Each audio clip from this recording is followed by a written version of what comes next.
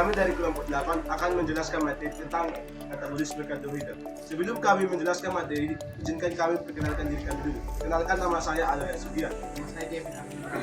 Saya Julius Botang. Nama saya Daftar Barutu.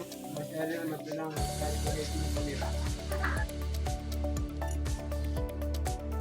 Metabolisme karbohidrat. Metabolisme karbohidrat merupakan proses penyederhanaan molekul karbohidrat menjadi unsur-unsur yang lebih sederhana. Proses ini dapat terjadi melalui proses respirasi seluler.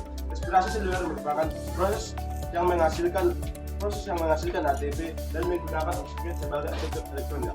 Proses respirasi seluler dibagi menjadi dua bagian, yaitu respirasi aerob dan respirasi anaerob.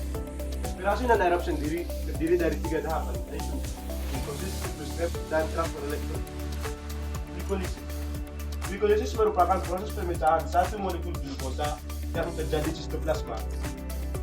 Hasil dari glikolisis menghasilkan 2 molekul ATP, 2 molekul NADH, dan 2 molekul asam piruvat. Asam piruvat yang dihasilkan pada reaksi ini akan diteruskan pada siklus Krebs dan diproses kembali pada reaksi tersebut.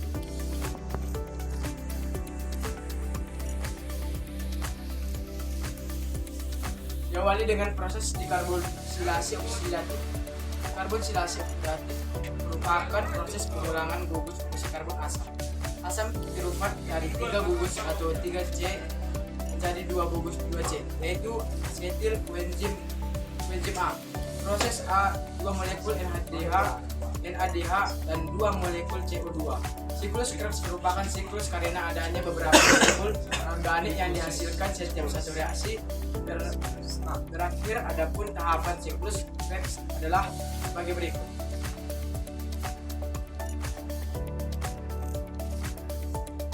Siklus Krebs. Siklus Krebs ada 8, yaitu pertama citrat sinitase. Asetil KOA bergabung dengan asam oksaloasetat dan menjadi yang ada di matriks mitokondria dan menjadi asam sitrat. Yang kedua ada akonitase. Akonitase tersusun dari asam sitrat dan diubah menjadi isotonik. Yang ketiga ada isositrat dihidrogenase. Asam isositrat dioksidasi menjadi asam alfa ketogluaratat ditambah CO2 ditambah NADH. Yang keempat asam alfa ketogluaratat dan dihidrogenase. Asam alfa ketogluaratat dioksidasi menjadi suksinil KOA ditambah CO2 ditambah NADH. Yang kelima ada suksinil KOA sinitase. Suksinil KOA diubah menjadi KOA dan asam sinat. BTP berbentuk memberikan gugus fosfat ke ADP untuk membentuk ATP. Yang keenam, asam sinat diubah menjadi asam fumarat ditambah ADH2 oleh sinat dihidrogenase. Yang ketujuh ada asam fumarat direaksikan dengan air menghasilkan asam malat. Yang kedelapan ada asam malat diubah menjadi asam oksaloasetat dan menghasilkan NaOH. Oksaloasetat yang terbentuk akan bergabung kembali dengan asetil KOA dan berubah siklus terbentuk. Nah, selamat siang teman-teman. Jadi kan materi sebelumnya telah disampaikan oleh teman-teman saya. Nah, di sini saya akan memberikan suatu kesimpulan dari apa yang telah kami dapat sebelumnya. Metabolisme karbohidrat adalah proses pembagian karbohidrat yang dapat terjadi melalui respirasi seluler.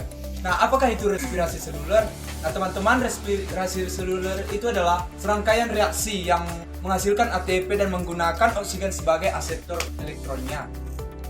Nah, respirasi seluler ini teman-teman dapat dibedakan menjadi respirasi aerob dan non-aerob.